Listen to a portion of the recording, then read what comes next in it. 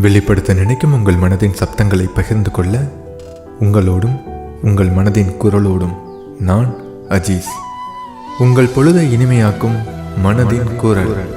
உங்கள் வாழ்வில் நிகழ்ந்த மறக்க முடியாத சுவாரஸ்யமான நிகழ்வுகளை வாட்ஸ்அப் அல்லது மெயில் மூலமாக எங்களுக்கு அனுப்புங்கள். காதல்னு சொன்னாலே நம்ம எல்லாருக்கும் மனசுல ஒரு வித சந்தோஷமோ புன்னகையும் தான் முதல்ல வரும் இல்லையா? ஆனால் எல்லா காதலும் திருமணத்தில் போய் முடியறதில்ல. சில காதல்கள் ஜெயிச்சதை விட தோத்து போய் மனசோட ஒரு ஓரத்தில் ஆறிப்போன காயமாக கிடக்கிறது தான் அதிகம். சினிமாவில் வர மாதிரி வில்லன் வந்து பிரிச்சுட்டான், விபத்து நடந்துருச்சு, அப்படிலாம் யதார்த்த வாழ்க்கை இருக்கிறது இல்லை. யதார்த்தத்தில் காதலை பிரிக்கிறது எது தெரியுமா? குடும்ப சூழ்நிலை, பொறுப்புகள், அப்புறம் நாம் எடுத்து வைக்கிற சில தவறான முடிவுகள்.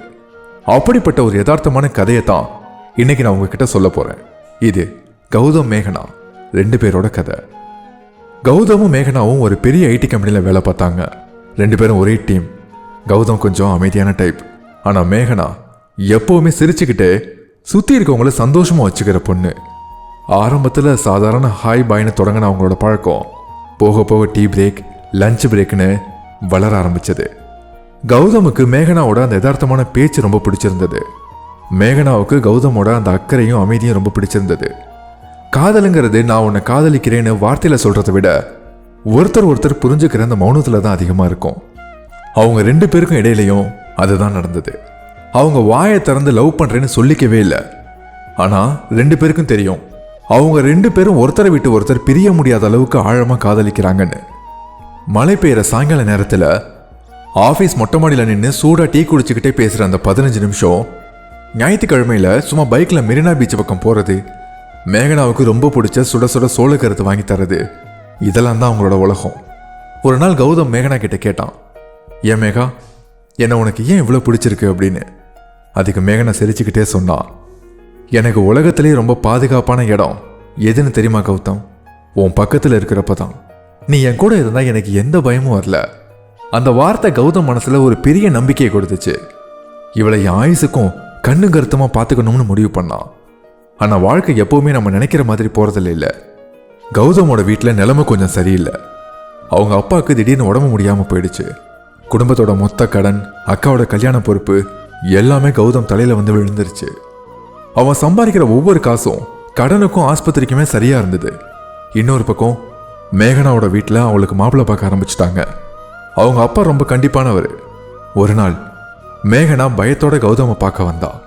கௌதம், வீட்டில் எனக்கு மாப்பிள்ளை பார்த்துட்டாங்க, நம்ம காதலை பற்றி என் வீட்டில் பேசிடலாமான்னு. கௌதம் அமைதியாக இருந்தான். அவன் மனசுக்குள்ள 1000 யோசனைகள். இப்போ என் வீட்டில் இருக்கிற கடன் சூழ்நிலையில் நான் மேகனாவை கல்யாணம் பண்ணிக்கிட்டா அவளால் சந்தோஷமாக இருக்க முடியுமா? என் குடும்ப கஷ்டத்தில் அவளையும் இழுத்து விடணுமா? இன்னைக்கு என்னால் அவளுக்கு ஒரு நல்ல வாழ்க்கையை கொடுக்க முடியுமான்னு கௌதம் யோசிச்சுக்கிட்டே இருந்தான். அவன் எடுத்த அந்த ஒரு முடிவு தான் அவங்க 2 பேரோட வாழ்க்கையும் தலைகீழாக மாத்துச்சு. கௌதம் மேகனா கிட்ட உண்மையை சொன்னான். மேகா, என் வீட்டில் இப்போ நிலைமை சரியில்லை, கடனும் அதிகமாக இருக்குது, என் அக்காவோட கல்யாணமும் முடியணும். இதுக்கெல்லாம் குறைஞ்சது 3 வருஷமாவது ஆகும். அது வரைக்கும் உன்னால் காத்துட்டு இருக்க முடியுமா? உங்கள் வீட்டில் முதல்ல ஒத்துக்குவாங்களான்னு கேட்டான். மேகனா அழுதா. கௌதம், நான் உனக்காக எத்தனை வருஷம் வேணாலும் காத்துட்ருப்பேன். ஆனால் எங்கள் வீட்டில் என்னை 1 மாதம் கூட வச்சிருக்க மாட்டாங்க. நீ வந்து எங்கள் அப்பா கிட்ட பேசு கௌதம், நம்ம சேர்ந்து போராடலாம். ஆனால் கௌதம் சுயமரியாதை உள்ளவன். எதுவுமே இல்லாமல் என்னால் உங்கள் அப்பா கிட்ட போய் நிற்க முடியாது மேகனான்னு சொல்லிட்டான். அன்னைக்கு சாயங்காலம் அதே பீச், அதே மழைக்காலம். ஆனால் அவங்க 2 பேரோட மனசும் சுக்குநூறாக உடஞ்சு போயிருந்தது. மேகனா கடைசியாக கௌதம் கையை பிடிச்சிட்டு கேட்டா, நிஜமாவே நம்ம பிரிய போகிறோமா கௌதம்? இதுதான் நம்ம கடைசி சந்திப்பான்னு. கௌதமால் பதிலே சொல்ல முடியல. அவன் கண்ணில் இருந்து கண்ணீர் மட்டும்தான் வந்துச்சு. மேகனா தன் கையில் இருந்த மோதிரத்தை கழட்டி கௌதம் கையில் கொடுத்துட்டு திரும்பி பார்க்காம நடந்து போனான். சில நேரங்களில் நம்ம வாழ்க்கையில் தோத்து போகிறது யாரோ ஒரு எதிரியால் இல்லைங்க, நம்ம மேலே நம்ம வச்சிருக்க அளவுக்கு அதிகமான பொறுப்புகளால் தான். அடுத்த 1 மாதத்துலேயே மேகனாவுக்கு கல்யாணமும் நடந்து முடிஞ்சிருச்சு. கௌதம் அந்த கல்யாணத்துக்கு போகலை. ஏன்னா அவளை இன்னொருத்தரோட மனைவியாக பார்க்குற அளவுக்கு அவன் மனசில் தைரியம் இல்லை. வருஷங்களும் ஓடிச்சு. கௌதம் நல்லா உழைச்சான், கடனையெல்லாம் அடைச்சு அவனோட அக்காவுக்கு கல்யாணமும் பண்ணி வச்சான். சமூகத்தோட பார்வையில் அவன் ஒரு வெற்றியாளர் தான். ஆனால் அவன் மனசுக்குள்ள இருந்த அந்த காதலன் அன்னைக்கே இறந்து போயிருந்தான். இன்னைக்கும் கௌதம் தனியாக தான் இருக்கான். சில நேரங்கள் அவன் கூட வேலை பார்க்குற நண்பர்கள் கேட்பாங்க, ஏன் கௌதம் இன்னும் கல்யாணம் பண்ணிக்காமல் இருக்குன்னு. அதுக்கு அவன் ஒரு சின்ன புன்னகையை மட்டும்தான் பதிலாக கொடுப்பான். இன்னைக்கு வரைக்கும் கௌதம் மேகனாவை பார்க்கவே இல்லை.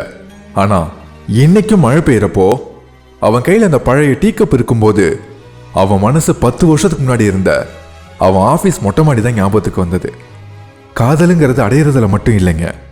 சில நேரங்கள்ல நாம நேசிச்சவங்க அவங்க வாழ்க்கையில சந்தோஷமா இருக்கணும்னு நினைச்சு நாம விலகி வர அந்த தியாகத்திலையும் காதல் வளரும். மேகனா இன்னைக்கு எங்கேயோ நல்லா இருக்கலாம், ஆனா கௌதமோட ஒவ்வொரு மூச்சிலையும் சொல்லப்படாத அந்த காதல் ஆறி போகாத ஒரு அழகான வழியா இன்னைக்கும் வாழ்ந்துகிட்டு தான் இருக்கு.